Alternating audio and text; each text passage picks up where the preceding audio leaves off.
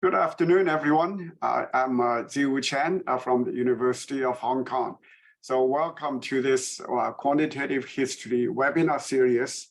So today we're very happy to have Professor Bishnupriya Gupta, who is a professor of economics at the University of Warwick, to speak on conflict and gender norms, evidence from India. So Professor Gupta is the research director of CAGE and also co-editor of the Journal of Economic History.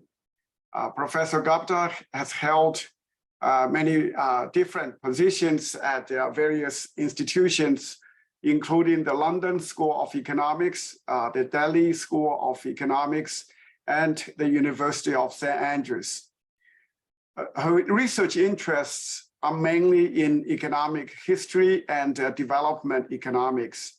She has worked on industrial organization in colonial India, in particular on cartel behavior and on demographic change, as well as the sex ratio in 20th century India. So she has done comparative work on long-run development, focusing on the great divergence of productivity and living standards between Europe and Asia. Before I turn it over to Professor Gupta, let me quickly mention the logistics for today's talk. So after Professor Gupta's presentation for about 1 hour, then my colleague, Professor Chicheng Ma, will take it on from there, and then invite our colleague, Professor Chen, to give a discussion for about 15 minutes. So Professor Chen is a specialist on information economics and also gender studies at the University of Hong Kong. And then, while the presentation and discussion are going on, if you have any questions, comments, please post them in the Q&A box so that later on my colleague Chicheng Ma will select some and then read on your behalf for Professor Gupta to address. Okay, so let's welcome Vishnu. Thank you so much, Zhiwu and Chicheng and Henry, for organizing this and inviting me to this session. The title of my talk today is Conflict and Gender Norm, and I'm just going to share my screen with you and start my presentation. So the paper is mainly about conflict and gender norms, but which is joint work with Mark Dincheko, James Fenske, and Anil Menon. But to give you why we started this project, I'm going to talk you through a different paper first, which is on missing women in India. It's a paper with James Fenske and Cora Neumann, a graduate student at Warwick. So let's just start the conversation. So why did we start the first project? The main reason was that, the conversation about missing women in India and South Asia in general, and also China, goes back to Amartya Sen when he talked about low ratios of women to men in many regions. And if you look at the map that's there, it shows you in 2020 which are the regions where the number of women to men was very low, and that's kind of covers large parts of Asia, including India and China. So that's how we started to think of, where can we go back in history and find data on this? So the motivation and the evidence from India and China is pretty strong for contemporary data. So you see that women go missing at birth in the work of many economists and economic historians, including Seema Jayachandran. And then you have other work by Anderson and Ray, which which tries to show that it's not really only at birth, women go missing over the life cycle. These explanations are based on several things. The first one is social norms and this huge preference for sons in many cultures. This could be due to religion, it could be due to other norms, but it exists in India certainly.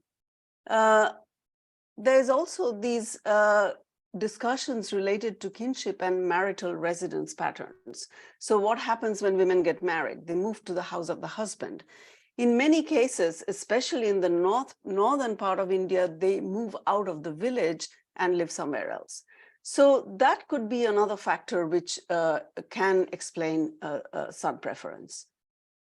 Finally, there is a large literature on the economic role of women and in certain types of economic activities, especially in agriculture. And this goes back to the work of Bosrup, who talked about rice cultivation and women's role, Pranab Bardhan, who talked about the rice and wheat divide in India and the role of women. And more recently, Alessina, Giuliano, and Nunn have talked about the use of the plow. There's Nancy Chen's work on China, on the type of agriculture, and so on.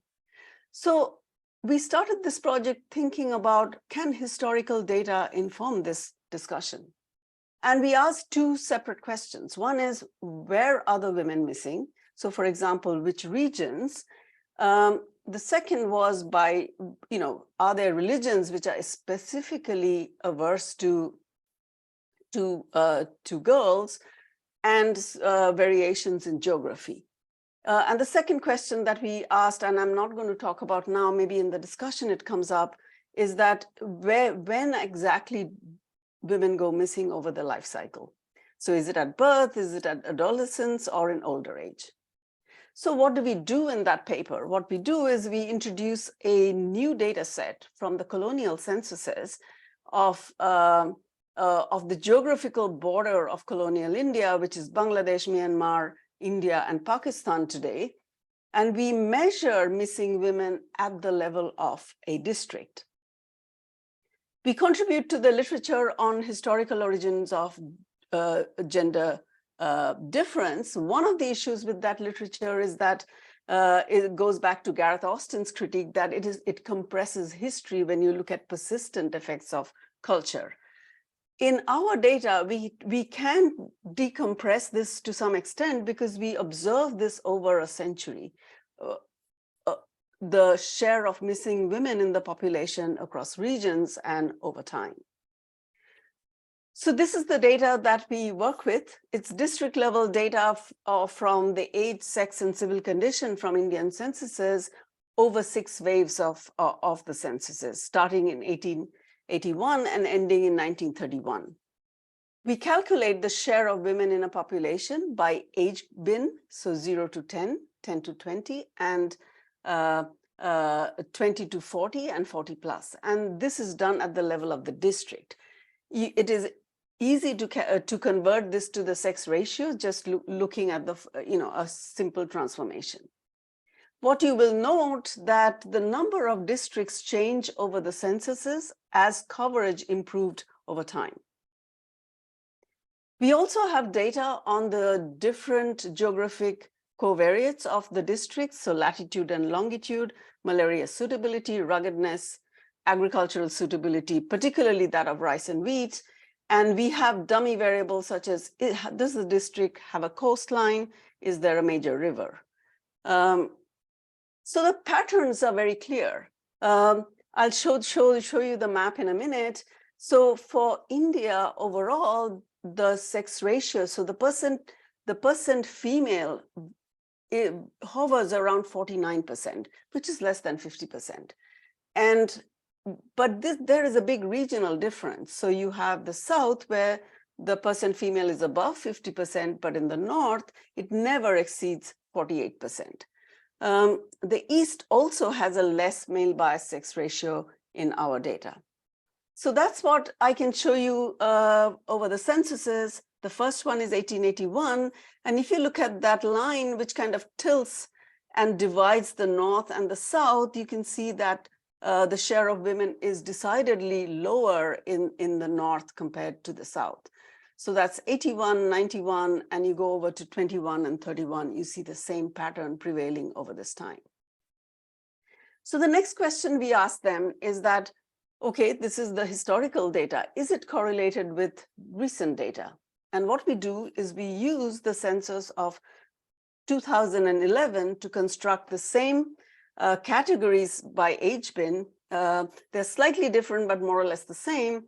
And we find a positive correlation between the share female within the ages for 2011 and 1931. This persistence is most pronounced in the younger age cohort. So these are the scatter plots. You can see that the correlation remains very strong over a century, but it kind of diminishes a little bit over in the older age groups. The second question that we raise in the paper is that, is it religion that is explaining this difference?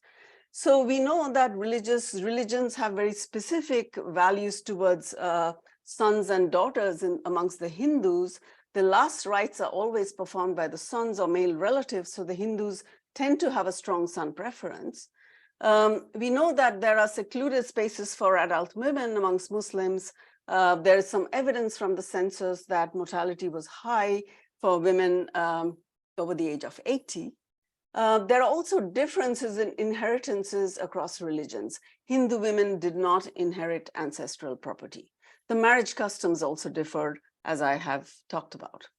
So let me just show you the map for all the religions. We'll see the same north-south divide. Now, if I split it by Hindus and Muslims, which were the two main religions in India at this time, 30% of the population was Muslim. You see the same north-south divide. So what we concluded from this exercise is that although the sex ratio is most unbalanced among Sikhs, the main thing that drives it is the region rather than religion. So within a region, the two communities of Hindus and Muslims, so very similar patterns and a strong correlation. These correlations have weakened over time, and one of the reasons today is that the Muslims have a bigger aversion to sex-selective abortion, and therefore at birth, the sex ratio is much better for Muslims than for Hindus. Okay, and finally, I'm going to tell you a little bit about the geography, the role of geography and missing women, which is one of the strong explanations in the literature.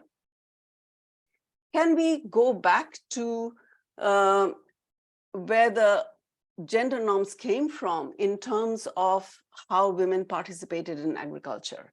And here the idea is that women participate more in rice cultivation, but not in wheat cultivation. And therefore, there would be more aversion to having daughters in wheat producing areas.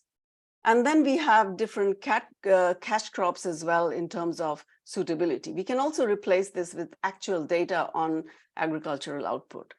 What we find is that there is a positive correlation between rice cultivation and share of women, and a negative one with wheat cultivation.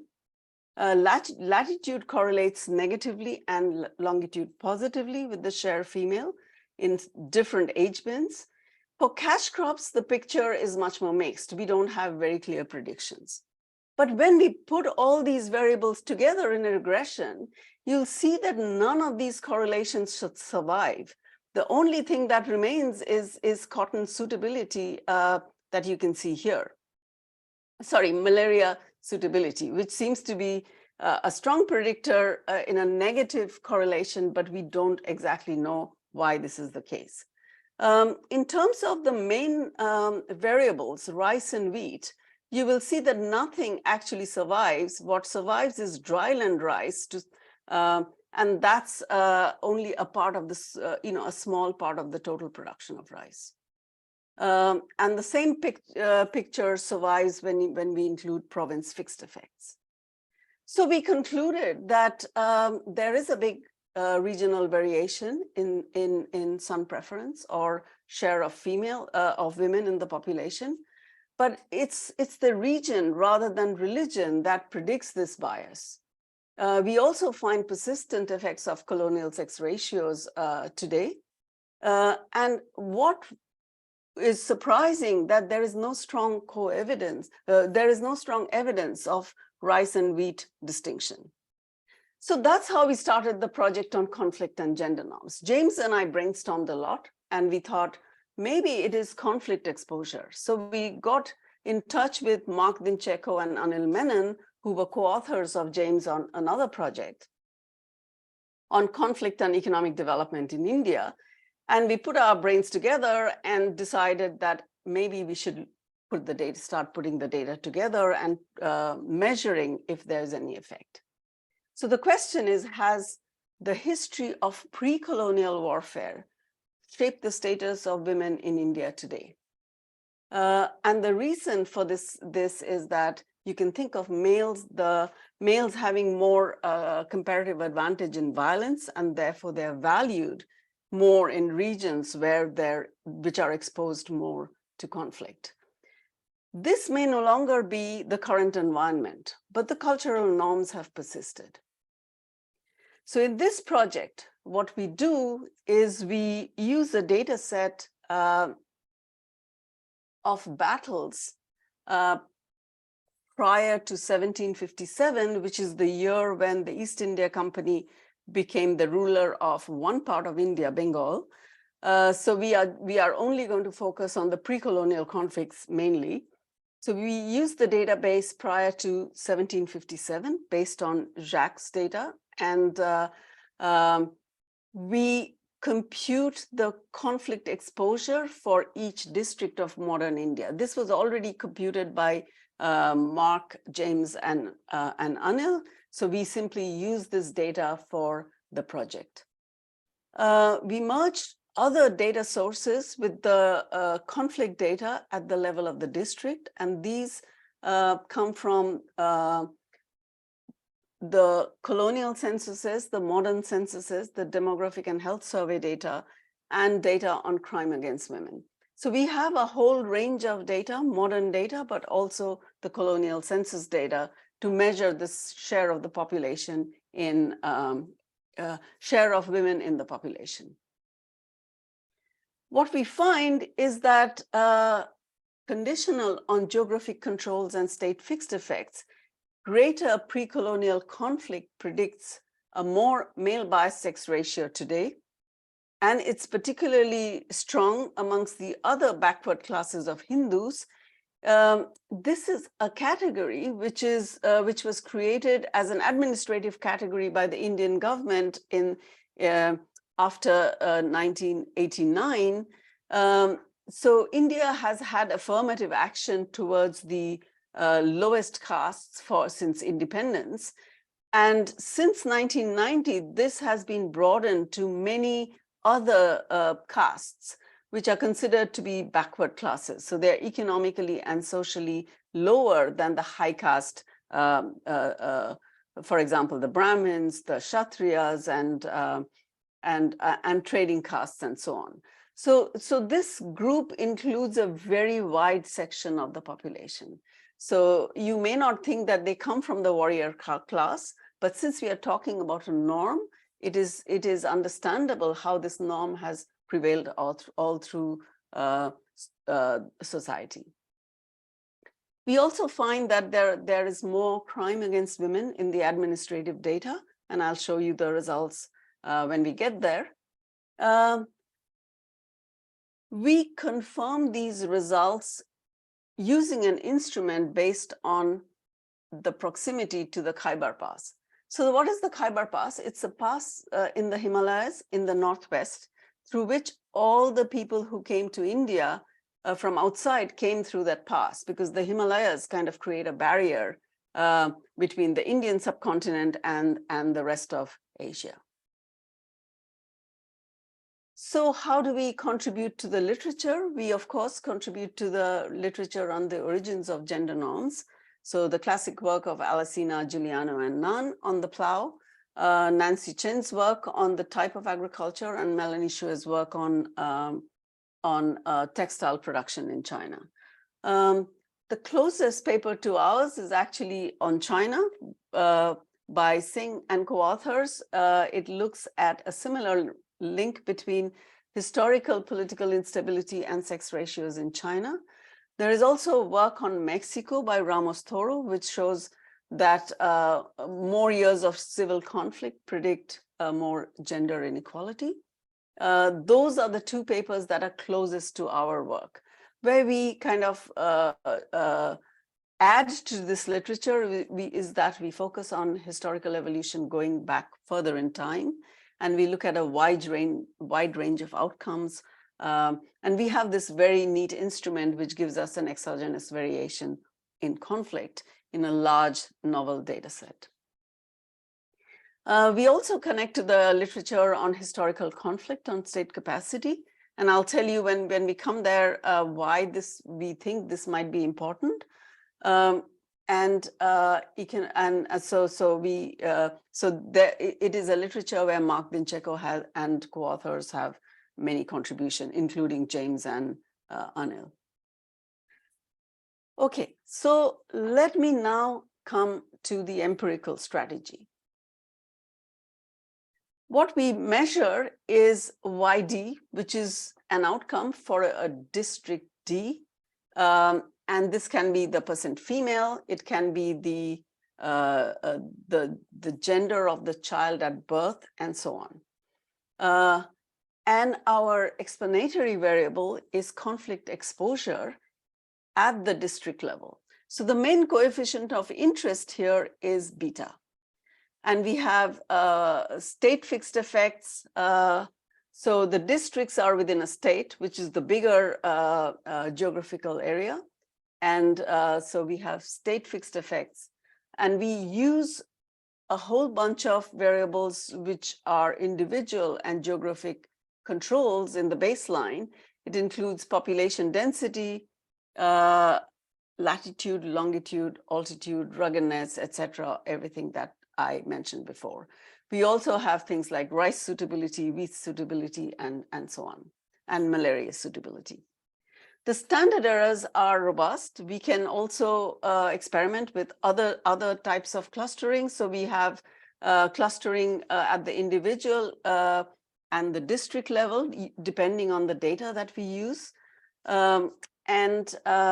We use a dummy for proximity to the Khyber Pass as an instrument.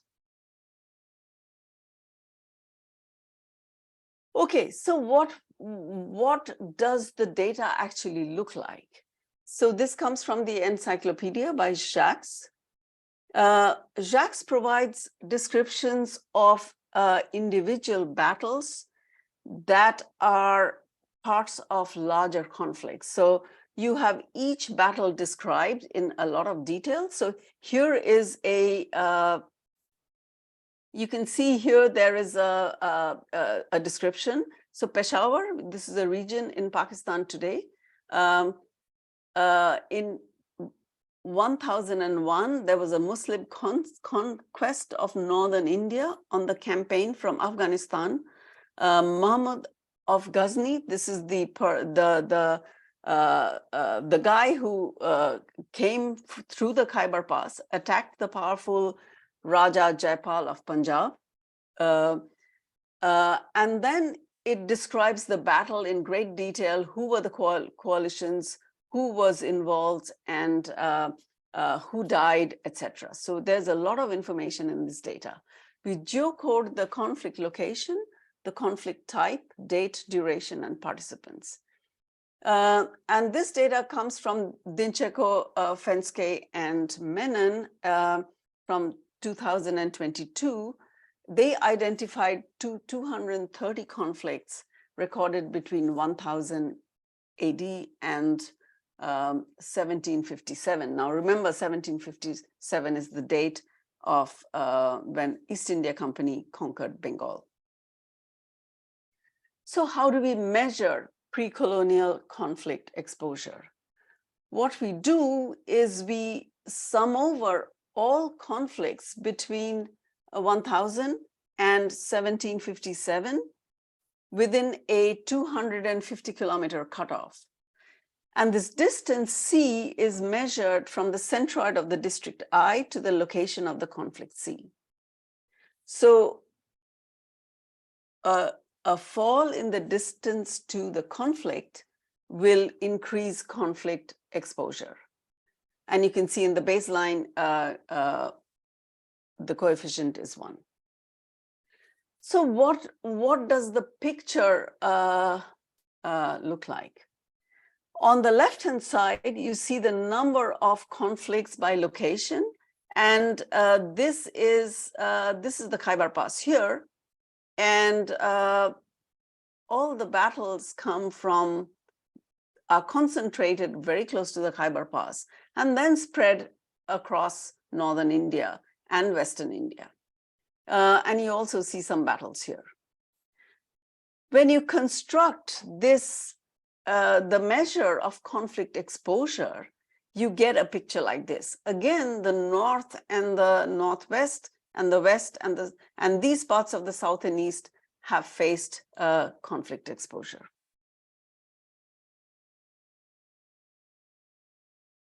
So let me talk a little bit about the instrument. So the Khyber Pass, as I have mentioned, was historically the most important gateway to India. It's the mountain ranges of the Himalayas which protect South Asia from land invasion. And you can think of that before the days of the Europeans coming by sea, this was the main route of entering India from West Asia and beyond. So the Aryans who came to India hundreds of years ago came through this path. Alexander also came through this path, although we don't capture him in our data. Then we have Muhammad of Ghazni, the invader I talked to you about, and then Babur, who came in 1526 and started the Mughal Empire.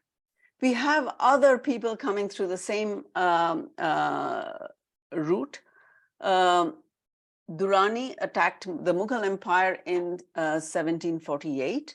So almost everybody who came into India, either to settle like the Aryans or to conquer, came from through the Khyber Pass. So we create this cost-based measure of distance from each district to the Khyber Pass using the method of Omar Ozak of 2010. So we assume that the cost of crossing a grid cell is proportional to its squared ruggedness. And the instrument is going to be 1 for the 50 districts most proximate to the Khyber Pass and 0 for all others. Okay, so that's what the entry point through the Khyber Pass look like in terms of battle and conflict exposure. You can see that there is very strong evidence of conflict exposure close to the Khyber Pass. And here are the number of battles.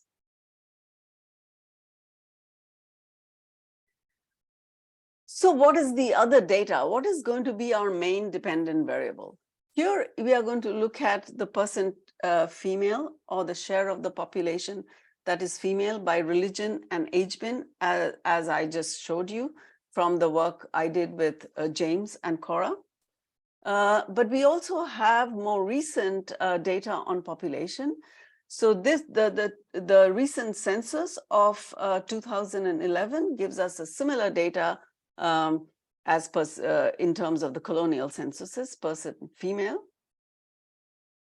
And from 2015-16, we have the Indian Demographic and Health Survey data. And here, the data is the child female at birth is going to be the main variable. The final data set that we use comes from the National Crime Records Bureau. And this gives a measure of the number of incidents of specific crime against women. Now, these could be cruelty by husband or his relatives. It could be rape. It is a whole variety of crime that can be committed against women. And we aggregate these into an index, the Anderson Index of 2008. Okay, so let me just show you what we find just by plotting this on a map. The 2001 census, the data from this census, the percent female by district, and is on the left-hand side. And you can see that the lighter the shade, the lower is the share of women in the population. And you see that all the darker areas tend to be in the south. On the right-hand side, you see this graph where pre-colonial conflict exposure is on the x-axis and the percent female in 2011 is on the y-axis. And you can see the closer, the greater the pre-colonial conflict exposure, the lower is the share of female in the population. So there is kind of clear evidence that that there is some relationship between conflict exposure and gender norms. We have a whole bunch of controls that we use in this exercise, which are very similar to what I showed you before. So we have the geographic controls at the district level. We have population density in 1990.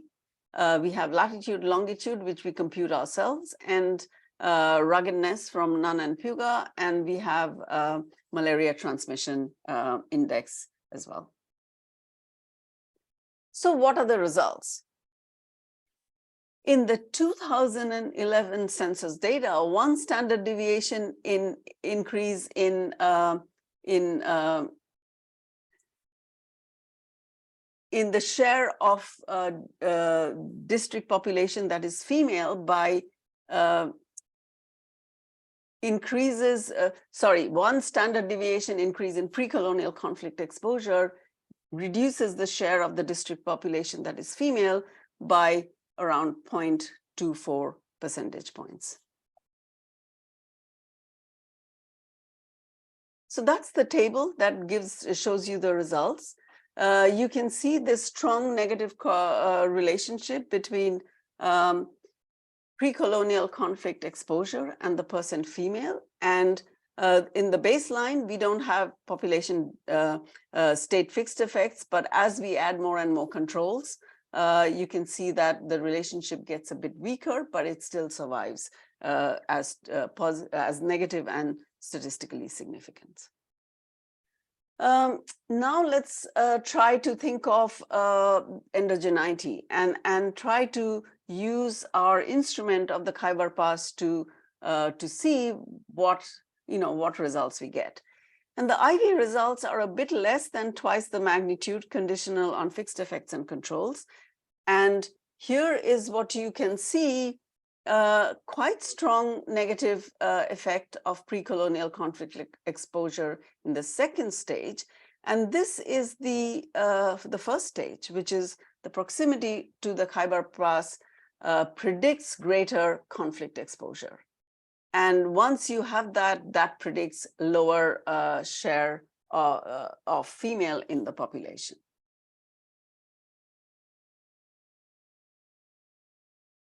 Okay, so the next stage is to turn to the DHS data. And here too, we find one standard deviation increase in pre-colonial conflict exposure reduces the probability a child is female by 0.1 to 0.5 percentage points. And this result, as I mentioned before, is strongest in other backward classes. So that's what the results look like. So let me talk you through them slowly. So this is the full sample. the probability that the child is female goes down with conflict exposure. But once you start breaking it down by caste, the picture is very interesting. So this section of the results shows you what happens in the scheduled castes in the population, which are the lowest castes known as the untouchables. And here you don't see much of an effect, no effect at all. It's also true for the tribes, the scheduled tribes, you don't see any effect. But when you come to the other backward classes, the effect is very strong. So we see that this pattern is really strong in a very large group of the population.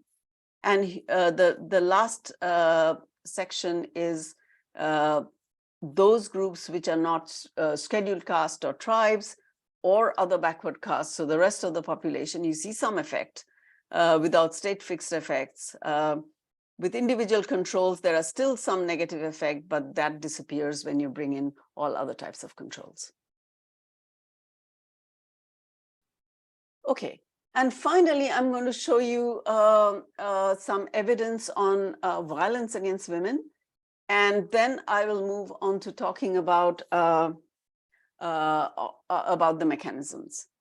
So in the administrative data, again, we find this very strong correlation between one standard deviation increase in historical conflict exposure predicts greater crime against women today. So this is driven by things like rape, kidnapping, abduction, dowry deaths. So women bring dowry to the husband's home. And if this dowry is not sufficient, there has been many cases of women being then burnt because the dowry has been inadequate. So that is another one of the other crimes in that we have in the data, and the cruelty by husband and relatives. We want to use the aggregated information because individual components are much more messy. So here are the results. Pre-colonial conflict exposure shows this positive correlation with crime index, and this is pretty robust all through the estimation using controls and state fixed effects. So let me now kind of pause and say, okay, we have these results, but how can we explain this? This is a persistence paper. What is happening in all these intervening time to make us think that gender norms were developed at a time when there was a lot of conflict, and some regions were more exposed to conflicts than others? So let's think of mechanism one, which is this story of uncertainty and violence, which is there in the paper by Singh et al., which I talked about. If there is a greater, if the environment has greater uncertainty and violence, males are more valued due to their comparative advantage in violence.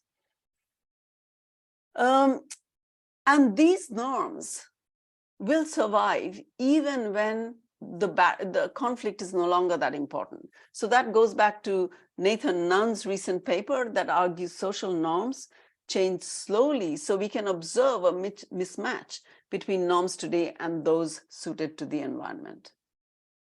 It could also be that those regions which faced historical conflict have greater threat of violence in the present.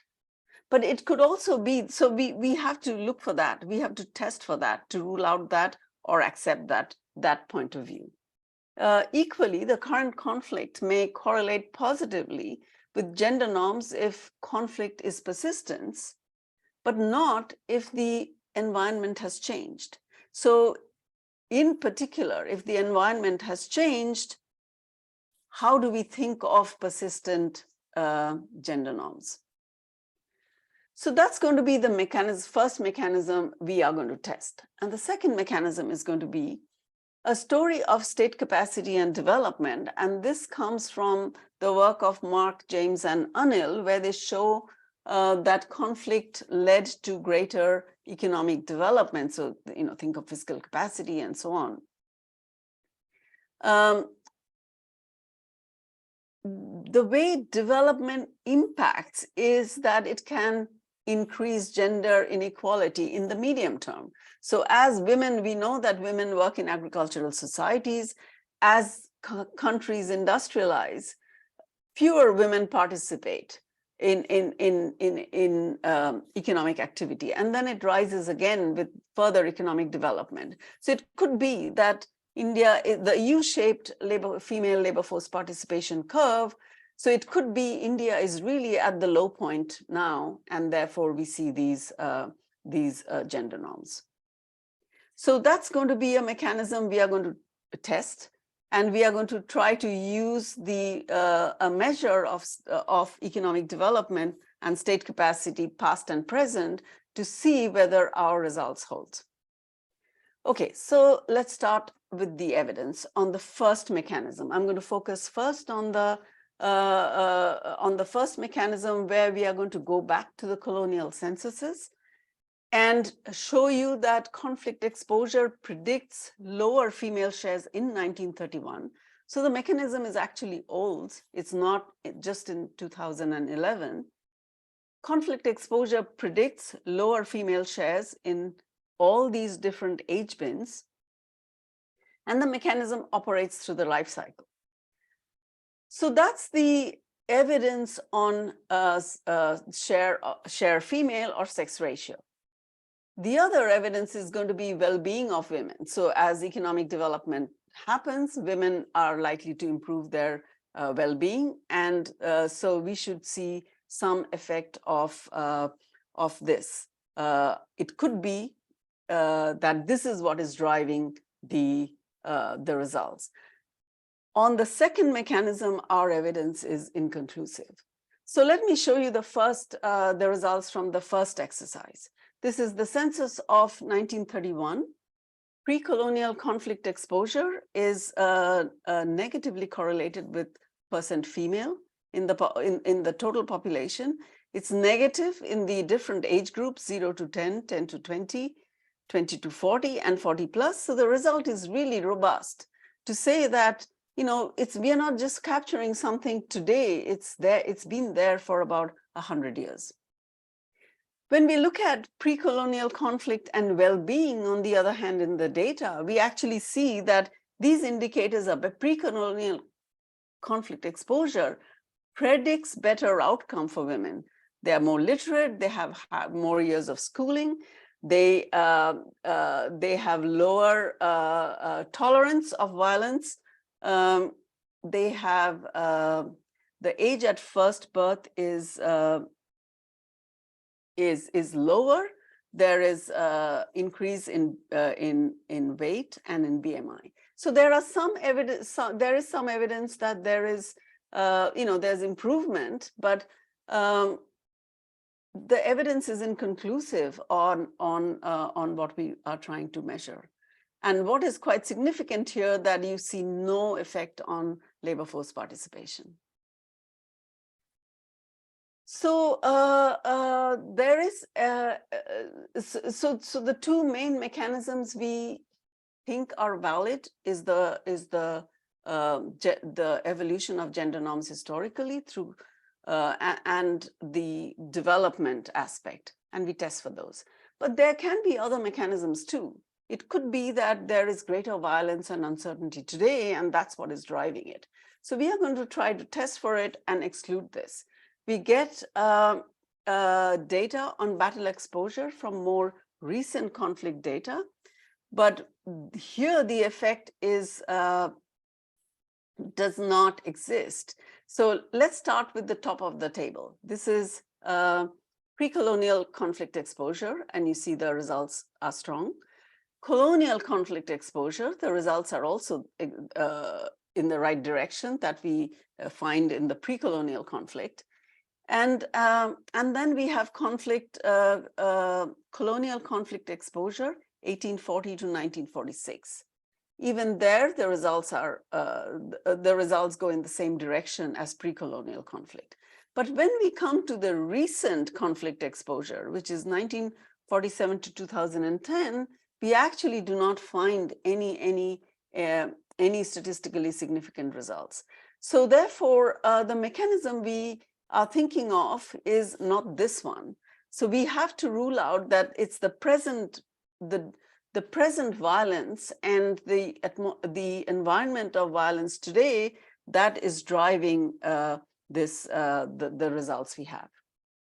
A second excluded mechanism is going to be, let's say, cultural diffusion. So you can say these rulers came from outside. They brought in culture, which was, again, more biased against girls and women. So maybe this is a result of foreign conquest. It could be a result of religion. So let's just try to look at that mechanism. So focus on the top section of this table. Here we control for luminosity and so economic development as a mediator, and we still have very strong results going through. We control for the level of development historically, so Mughal sites, Mughal forts, which signal state capacity or capture state capacity. Even here, the results stand. Now, and you can see the same thing for Mughal forts and palaces. Now, when we come to the effect of Muslim rule, we are controlling for rule by different Mughal rulers. This is Babur, the first ruler. We don't find any effect of this in terms of taking away the effect of conflict exposure on sex ratio. We control for the rule of Akbar, one of the Mughal kings, and who was actually quite, Akbar was respected all religions, and when we control for his rule, we don't find any diminishing effect of our variable. And then we control for the rule of Aurangzeb, who was a much more fundamentalist Muslim ruler, brought in all kinds of taxes which were against the Hindu population. Here we don't see any effect. We see that our main result remains.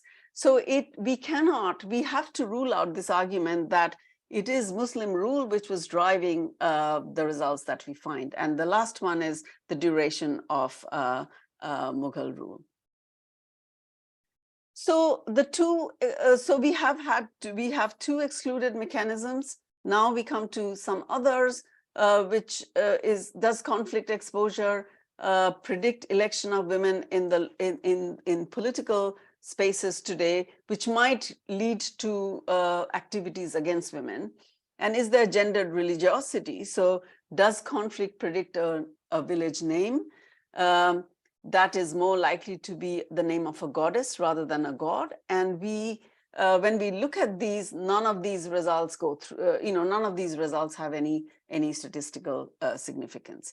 So the political channel we rule out. We also rule out a channel which is through religiosity.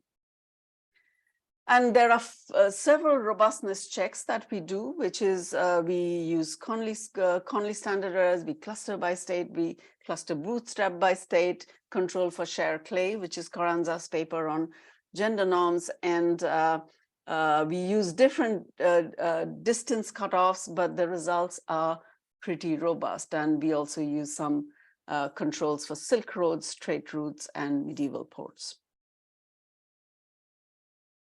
Okay, so let me now turn to something we are trying to do now. So I don't have very clear-cut results to show you, but I can show you some suggestive evidence that sun preference goes a long way back in history. So when we think of evidence, people can ask, is there evidence from your historical period of conflict that there was actually sun preference? how do we show it? There is no data on sex ratio. So what I want to do now is to show you some suggestive evidence which comes from folklore in the regions that are close to the Khyber Pass. And this is the data we have got now, which is mainly focused on the northern and the regions close to and the west regions close to the Khyber Pass and have large conflict exposure. We have just got the book that is on folklores from the south of India, but we haven't analyzed that data yet. So unfortunately, I can't show you that result. And the second qualitative evidence that we are going to use is that is there, in the regions that were exposed to conflict, did they worship male gods more than they worshipped female goddesses? So where are the if you look at India and see the temples that are dedicated to gods and goddesses, is there a regional pattern that we observe in terms of conflict exposure? So let me start with the folklore evidence first. So everything we read in the folklore can be summarized in terms of the following. The birth of a son is associated with happiness and festivities, but the same is not true of daughters. And this is pretty much widespread all through all the folklore, all the evidence we have from the folklore from the north. Or places, I shouldn't say north as much as places close to the Khyber Pass. So here is a quote from a Maghi folk song, which is a community. Brother, when you were born, the knife of gold was used for cutting the placenta. But when I was born, a blunt stone was used for cutting the placenta. Brother, when you were born, gold was distributed. But when I was born, not a pie was distributed. So this kind of symbolizes the sadness at the birth of a daughter in many of these communities. So what were the reasons why there was so much despair? So one dominant factor that comes through in all the discussions is that finding a suitable match for a daughter is especially hard. And this is something we can use in our setting, that it would be much harder to find a suitable match for your daughter if the number of men killed in battle was high. So in communities where many men got killed in battle, it might have been difficult to find a good match for your daughter. So here's another quote, and this one is interesting because it is about the status of the father, who is like a king, never bowed his head, but only for his daughter's sake. And this refers to the fact that when you're trying to get your daughter married in this setting, it might be quite hard, and therefore you have to bow your head to get your daughter married. So the marriage market was really one of the big factors which determined why there was so much son preference and bias against daughter. The first, concern, or one of the concerns, was parents were concerned that they will not be able to provide the daughter with an appropriate dowry. The second, and this continues to be the case even today, the second aspect would be that the daughters move out to the husband's family, and therefore they are only temporary family members. And the third thing, which I find really interesting, is that as a father, you are concerned about the mistreatment of your daughter in the husband's home. So young wives in folklore often have to tolerate envy and distrusts of mothers and sisters-in-law, and do not have a say in family affairs and are completely dependent on their husband. And the idea is that, if you were to subject your daughter to these abuses, would you actually want a daughter? So this is a very interesting way to think of the marriage market and its implication for son preference in our setting.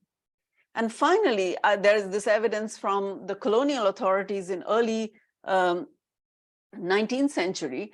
And this talks about the custom of infanticide among a particular community, Jerijas, who were a military tribe. And they talk about this as being a result of the Muhammadan conquest of Sindh. By the conquest and conversion of a greater part of the inhabitants of Sindh, who were undoubtedly Rajputs before the event, the Jarijas were deprived of the usual means of disposing their daughters in marriage. So again, the marriage market channel was an important factor in infanticide.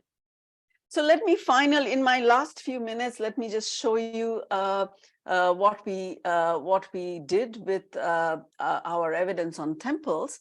So there are these Schwartzberg maps on all kinds of things going back in history on India. And this one is the religious and cultural sites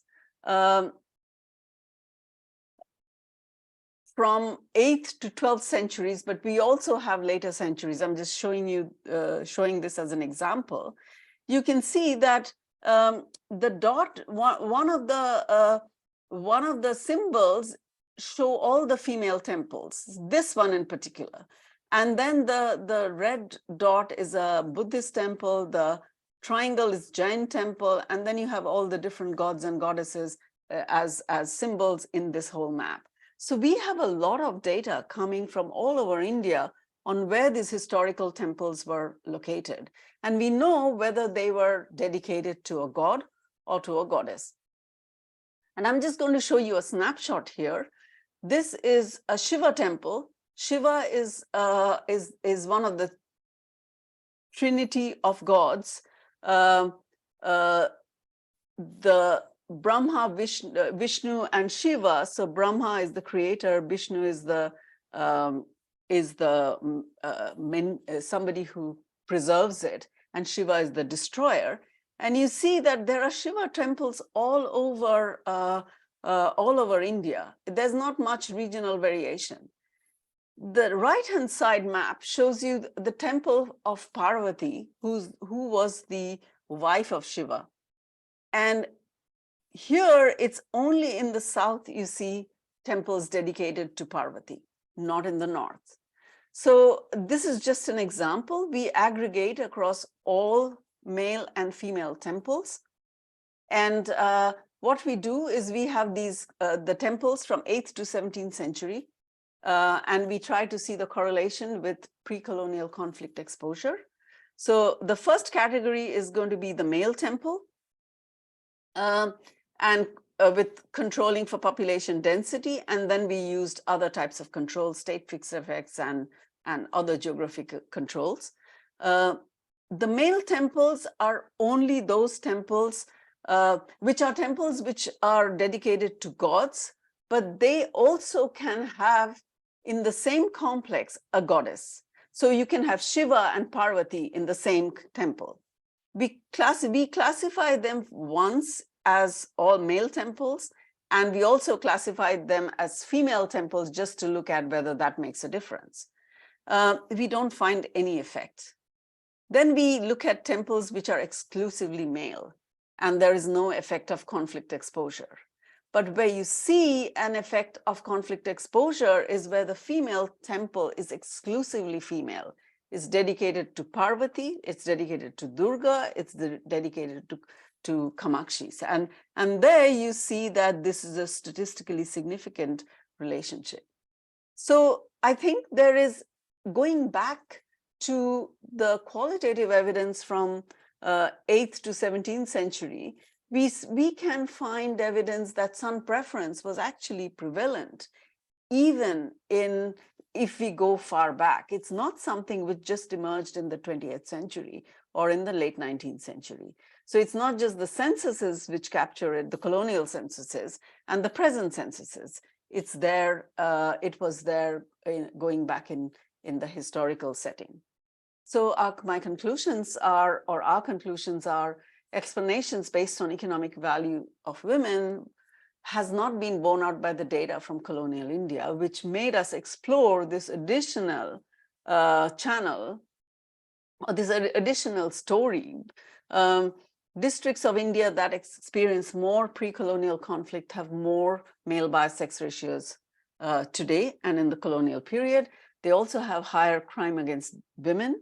The preliminary evidence is inconclusive between a mechanism rooted in the U-shaped relationship between economic development and women's status and a mechanism regarding an environment of uncertainty and fear. So it is the historical evidence through folklore and temple construction indicates sun preference in areas exposed to conflict. And I think with some conviction, we can say that perhaps this is the main determinant of sun preference in South Asia, in India today, and also in South Asia in general in the colonial time. Thank you. Thank you so much, Bishnu, for the wonderful talk. Well, it's the time for our discussion and the Q&A. I'm going to shall I unshare? Yeah. So now, first, let's invite Professor Henry Chen, our colleague at HKU Business School, to give about 15 minutes discussion. Henry. Henry, please unmute your microphone. Yes. Can you hear me now? Yeah, good. Is everything good? Okay. Thank you very much for this wonderful presentation. I love it. This is very interesting. So the question that Professor Gupta raised was very intriguing. What will be the ultimate root of the bias against women? I myself work on gender-related issues. So I look at whether gender bias exists and what tools can be employed to address those bias, and like information technology could be effective. So while I work on my own stuff, I cannot help thinking what will be underlying such a norm to start with. So that's why I like these findings in this seminar very much. It actually made me think deeper about the gender-related issue. So in the literature, let me summarize a little what the speaker does in the talk. So in the literature, one popular line of thinking about the gender preference or the root of gender preference emphasizes the role of historical agricultural practices. I think Dr. Gupta has discussed them in details in the talk. And another line of thinking offered by Harris in the 1970s suggests that warfare could be an important driver of gender inequality in human history. And the idea is that the warfare put pressure on communities to raise male to fight for group survival, and therefore likely people value males more than females. So the talk in this talk, Professor Gupta asks, in the India context, does warfare actually shape the gender inequality or preferences nowadays or in the colonial age? So my impression is that the data set is very, very impressive, and the speaker utilized them in a also very creative way. First of all, I think to address the question, the root cause of gender bias, it is necessary to go further back in time than what people usually do in the literature. So that's essentially what the speaker does in the talk. Why? Because think of norms in general. So unofficial institutions, norms, and official institution like laws or other formal institution can affect each other, reinforcing each other over the course of the history.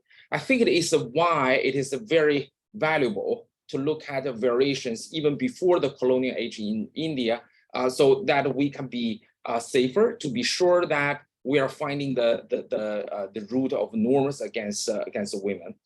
And second, I like the part that Professor Gupta can show that the conflicts exposure in the pre-colonial period not only affect gender-related outcomes in modern days, but also gender-related outcomes in the colonial age. Why? Because I think it's very important in terms of convincing people that the effects can be really persistent and not entirely wash out over the long course of history. Normally, we could run into questions like those events we study happened so long time ago. How come they still matter today?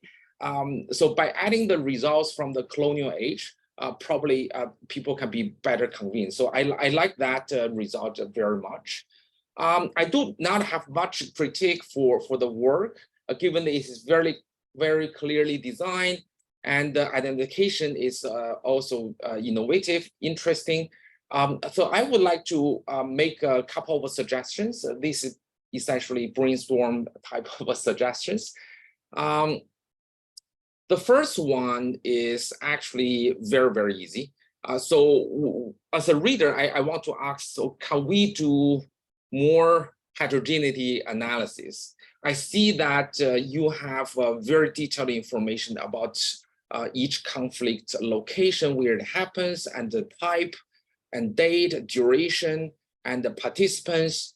It will be interesting to consider more heterogeneity analysis. For example, if certain districts were directly involved in the warfare, maybe the gender outcome today could be more pronounced, and or what type of conflicts actually. So probably we don't have much time to analyze, decompose the type of the conflicts in the data. So what type of conflicts are the driving force for our results, things like that. Those analyses would be interesting, and can also strengthen the reader's confidence about the interpretation of the results. And in addition, I would think, I understand that the author combined conflicts data from a period of over 700 years. And my question is, should we expect exposure to conflicts that happened earlier have stronger impact or less impact? So I do not have a prior, I think either way they can be interesting. So, as a reader, I will be fascinated to see some of the additional analysis in this direction. Moreover, one would imagine that man's comparative advantage in strength or violence is not only valuable when it comes to the warfare, but also when it comes to the protection of property. So if the states offer sort of a weaker law enforcement to protect the properties, maybe community could value man more. That could be a mechanism. If there are any way to measure the variation of law enforcement in certain sense across regions, probably you can look at how it correlates with the gender-related outcome today, and it could be useful for corroborating your mechanism. So this is another thought. So one more thing, I see that Professor Gupta has examined a very large number of outcome variables, which is very impressive. I like it very much. Most of the gender-related outcome discussed in these projects are, sort of measures of cultural norms or economic welfares, and there are some political outcomes too. I'm thinking it could be also interesting to use the same framework and study the official institution in India. For example, legal discrimination against women, because I'm working on something related in China. For example, how courts in India treat women, and how is it related to the conflicts exposure in the distant past. There's a new study from the last year in the Indian context, utilizing more than 5 million criminal cases records in India. And the data is publicly available. If there are regional variation in gender bias, against the female defendant, it can be accounted for by the variations in the conflicts in the past. That will be quite an interesting result to see. And given the data is available, I think the author could be analyzing them pretty easily, given that the right-hand side variable is already out there. So finally, I think the speaker touched on that point at the very end of the talk, which I liked it very much. So I'm thinking maybe you don't do that in the paper, or you do that in the paper, what could be the specific factors or elements that help precise the norm, like a cultural products, arts, narratives, and like a superstition, and work like a folklore, like basically you mentioned in your talk. I like it very much. This is like fascinating direction that you could go. So those cultural products element could have an impact on people's belief and the norm or how they behave, and therefore they constitute the cause of deviating from the norms. So if you have sort of a suggestive evidence, those cultural products can help persist the norm. That will be a fascinating result. They basically really connect, close a loop, and connecting what happens before and what you see now. So and that's basically what I have now. Again, I would say I love this paper. This is very interesting, very promising. I learned so much. Thank you very much. Thank you so much, Henry. So Bishnu, would you like to respond to Henry's comments briefly? Yeah, I mean, thank you so much for your generous comments and, you know, very valuable suggestions. So I think this legal data sounds like something really interesting we should look at. So please send me the reference to the paper, yes, and I will definitely look at it. The other thing I actually, while you were talking, I was thinking about it, is that, you know, how can we think of this persistent norms over time through customs? So one thing we hadn't thought about, what we could easily do is to look at what festivals are there across regions and what they, you know, and maybe try to code them in terms of its gender implication and see whether that can, you know, so these are things that survive over a long period of time. And so I know that in India, most of the festivals kind of celebrate men. So there is, you know, everywhere there is this, you tie a thread to your brother. There's a in Bengal, even where the gender norms are much better, there is a festival which celebrates the son-in-law. There are very few festivals that celebrate a woman. So maybe this is something worth looking into to see where you see this variation. Thank you so much for your comments. Okay, thank you both for your excellent discussion. Now let's turn to take a look at the audience questions. We received many feedback and questions from our audience. Let me try to pick up some for Bishnu's consideration. The first one, let's take a look at the question from Zhiwu Dowdin. Thank you for the presentation. Why do you take into account only pre-1757 conflict? The next century is full of conflicts in India too, right? At least till the Great Mutiny, I guess. Why would they have no effect on gender ratios? Okay, so thank you for the comment.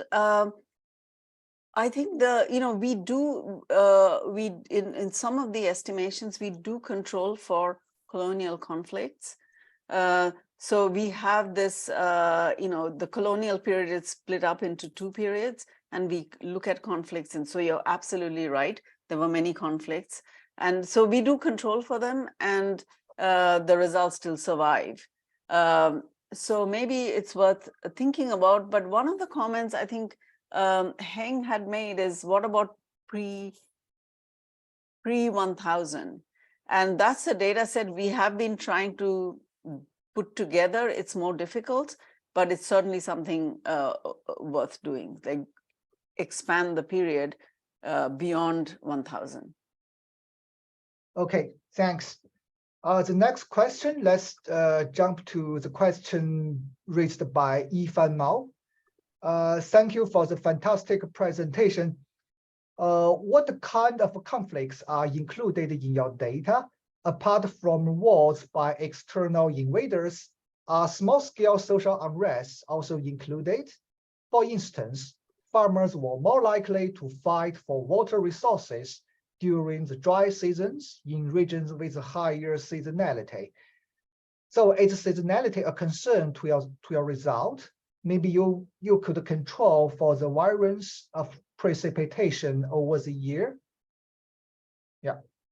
Thank you for that question. Actually, our data only has external wars. So we don't have in our data peasant rebellions and so on. But it's certainly a very good point to raise. I should make it more clear in the presentation what the conflict data is, but it's mostly external war.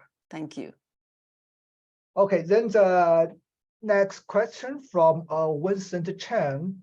Could you say a bit about external validity? In some cases, conflict may decrease gender inequality, like the Second World War, and you showed Russia has very low sex ratio, which I think is due to Second World War. Could you say a bit more regarding to which extent your finding applies? No, that's a really important point. So thank you for the question.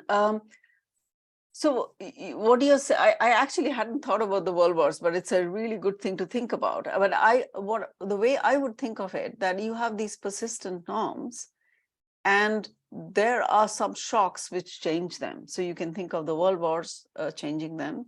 You can think of something else which might change it. But one of the things, there's a recent paper by a graduate student which looks at a conflict area in West Africa, and it shows that actually if women lose sons in wars, they have less son preference, and that seems another channel. So it's certainly for us, it's worth thinking about it. But the way I think of, the way I think about it now is that you have these norms, but there can be shocks which shift them. And maybe that's the way to go forward. Okay, good. So the next is from Jiawen Huang. For the results about well-being, how do we interpret positive effects on women's well-being? If there is discriminatory social norm, we should expect negative results. No, that's a good point. Thank you. The way we see it is that when you have economic development, women are getting better nutrition. Even when there's discrimination, society is getting richer. So women are also getting some benefits of this, maybe not in the same way as men, but they are getting some benefits.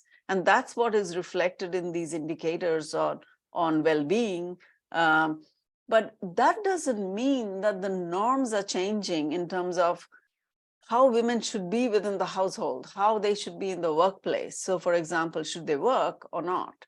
So I think they are consistent with the results we have on well-being and persistent norms. Just to give you an example, if you look at data on mortality in India, mortality was actually higher for men and boys, especially in the at birth in early 20th century because of the low level of economic development. The mother had less nutrition, but as there is economic development, all these get better. So you also see this mortality shift between men and women. So that changed from 1921 with better healthcare and sanitation and so on. So I think our results are therefore consistent with economic development, that you can have economic development, but that doesn't necessarily change norms. Okay, thanks. Well, the last question for time limit is from Professor Cong Liu and Jinan University of China. Hi, Bishnu, nice to see you here. I have two questions for two studies. First, for the first study, I'm curious about the role of migration. I noticed that in table 8, latitude and longitude only matters for under 20 groups. It may suggest that children may migrate when they grow up to make the gender distribution less skewed. And the second question for the second study about the state capacity mechanism, I wonder what the government actually did to enlarge gender inequality. Suppose there are two rulers, government and the self-governed organization. Given the prevailing son preference, the self-governed organization may have already been gender skewed. But why we expect when the government takes over state capacity increases? It will further enlarge gender inequality. Many thanks for the great talk. Yeah. Thanks so much, Con. It's good to hear from you too. Yeah, so I think migration is in India is not that important. Like it is there, but as a total share of the population is not that important. So you can see some of these outliers like cities or industrial areas where you see the sex ratio being unbalanced, but it's not a general phenomenon.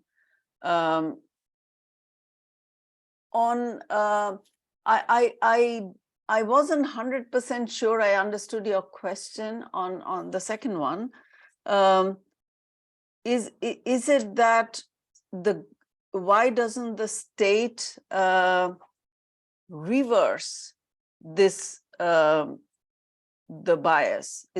Chicheng, can you tell me if that's the question? Yeah, I think so. I think there's a condition, it's a prevailing son preference in the first place. So the self-governed organizations may have already been gender skewed.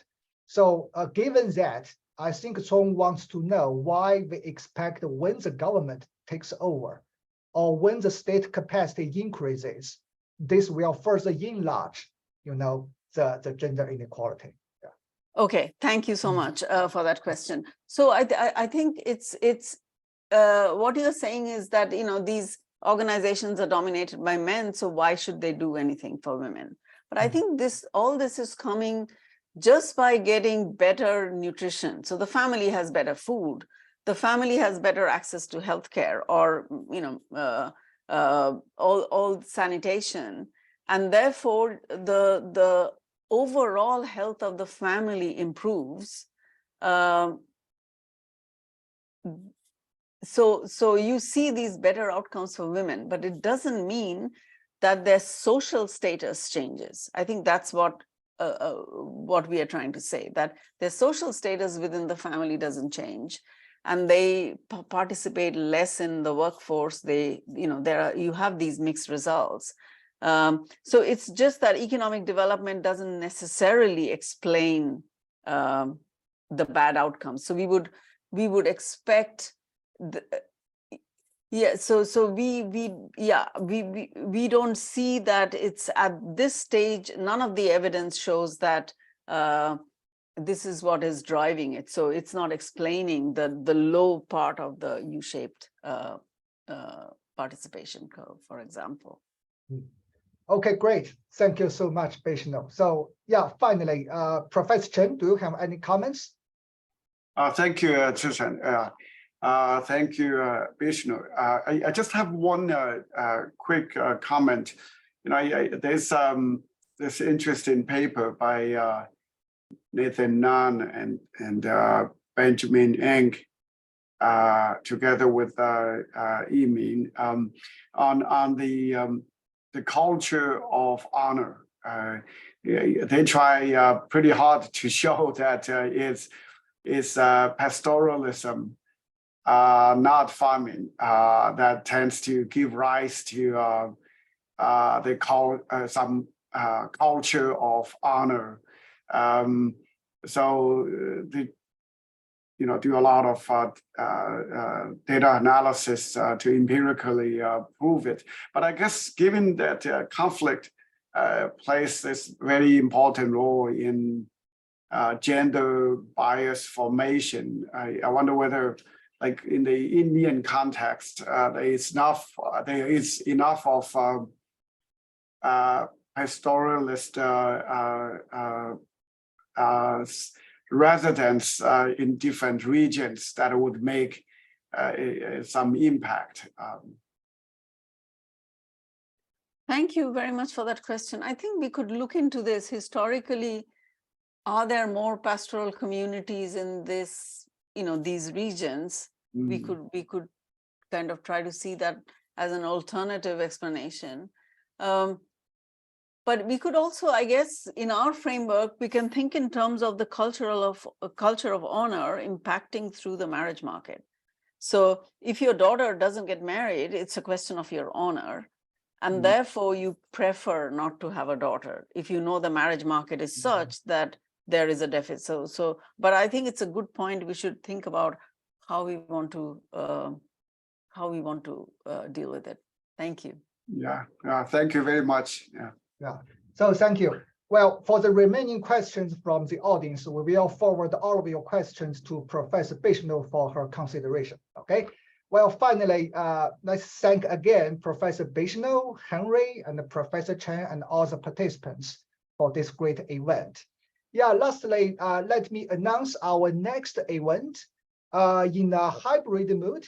It's our quantitative history lecture to be held on May 18 at the main hall of HKU. Meanwhile, we will broadcast this event.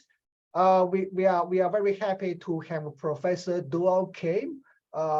He is a professor of economics from Munich University, and he is now a visiting professor at HKU. So welcome to attend this event. And thank you again. See you. Goodbye. Thank you. Thank you.